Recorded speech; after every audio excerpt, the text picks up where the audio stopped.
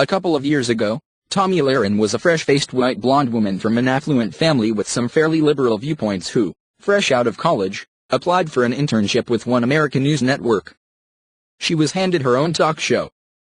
Today, she is a 24-year-old TV host for TheBlaze that specializes in staring vacantly at the camera and ranting hysterically off a teleprompter about how, say, Beyoncé's Super Bowl halftime performance is a weaponized attack on white America. She has cultivated a considerable following overplaying the role of striking white grievance warrior, spewing racist excrement like, the term unarmed black man may be literally accurate, but it doesn't tell the whole story in most cases. In a number of cases, if the victim ended up being unarmed, it was certainly not for a lack of trying. Nonetheless, Lahren has been embraced by certain members of the so-called liberal elite, including The Daily Show's Trevor Noah, whom she counts as a friend. Enter Bill Maher. On Friday, the left-leaning political satirist welcomed Lahren as one of the guest panelists on his HBO program Real Time, thanking her for entering the hornet's nest as a Trump apologist.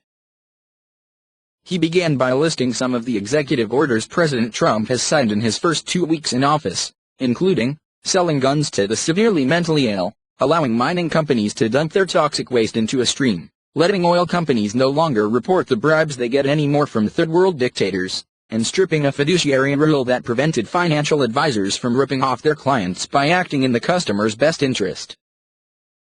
Then he posed a question to Lahren. I guess my question is, Trump was all about helping the little guy. This looks like special interest stuff. How does letting the coal company dump the sludge in the river help the little guy? The forgotten American, rambled Lahren. The coal industry has been attacked. Obama went to war against the coal industry and they saw massive declines, and they were on their way out the door. Look at the American worker. We need to take a minute, take a step back and realize. Even if we allowed coal, interrupted Maher, why allow the company to dump the sludge in the river? It's a more complex issue than that though, and some of this regulation was doubled up upon as well, mumbled Lahren, clearly uncertain in her half-baked answer. Later on in the program, the panel debated President Trump's first military operation as commander-in-chief, a failed Yemen mission that resulted in one dead American soldier, a dead 8-year-old girl, and countless other civilian casualties. White House Press Secretary Sean Spicer confirmed that the raid was planned on the evening of January 25 during dinner between Trump and his son-in-law Jared Kushner, a 35-year-old real estate developer, Steve Bannon, a failed documentary filmmaker and former overseer of the alt-right website Breitbart News, and security and intelligence officials. U.S. military officials told Reuters that Trump approved his first covert counterterrorism operation without sufficient intelligence, ground support, or adequate backup preparations, reported Reuters. As a result, 3 officials said, the attacking SEAL team found itself dropping onto a reinforced al-Qaeda base defended by landmines, snipers, and a larger-than-expected contingent of heavily armed Islamist extremists. It was a huge fuck-up, said Maher of the OP Now. I'm not saying that was all Donald Trump's fault, although it doesn't look good. But if it was Hillary Clinton, this would be the new Benghazi. This would be Benghazi times 10. Lahren seemed to half-heartedly agree. So we shouldn't talk about intentions. You're right on the left, and the right. We shouldn't, she muttered incoherently. I would also agree that if Hillary did this, there would be a backlash from those on the right and they would say it was the second coming of Benghazi, and I agree with you. So you're saying Benghazi was bullshit? That they blamed it on Hillary? Asked Maher. No.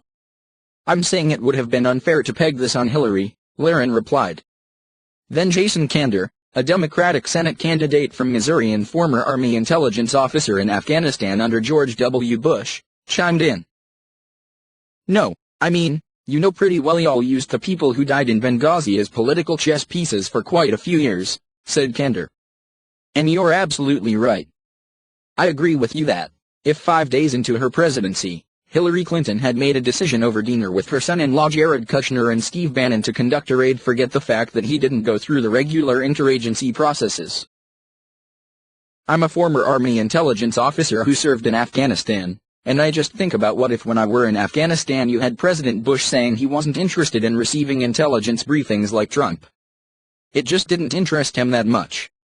I'd feel terrible for the guys on the ground. But you also realize the president is not in charge of actually making military operations? It's brought to him, offered Lahren, again making little to no sense. I'm sorry, what? Said a confused Candor. The wildest exchange came towards the end of real time, when Lahren was asked about Republicans' bizarre preoccupation with reverse racism. 2/3 of Republicans agree that discrimination against whites has become as big a problem as discrimination against minorities. Do you agree with that? Maher asked Lahren. I think that there's certainly an element of division that needs to be addressed, yeah, as evidenced by UC Berkeley the other night. I do think that there's certain issues in society where we're becoming more divided, and it's not just blacks against whites or whites against blacks, it's all of us against each other. And it's toxic, she replied, unintelligibly. But that's not what I asked, said Maher.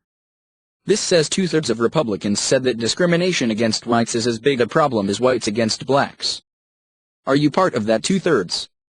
As we sit here today, I do think that there is an element of racism against white individuals. I do see it, said Lahren, to gasps and laughter from the studio audience.